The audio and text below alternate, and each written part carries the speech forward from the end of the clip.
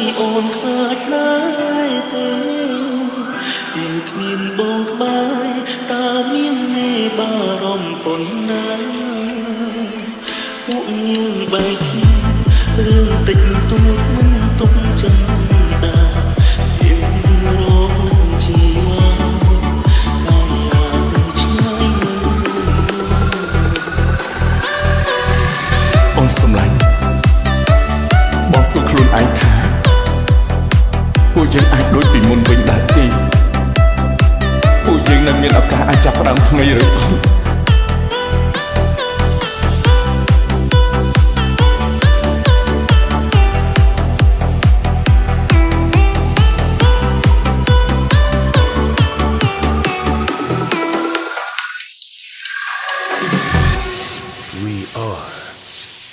Family TSRCT រីកងងឹតហើយសង្សារអើយអូនខ្លាចណាស់ទេ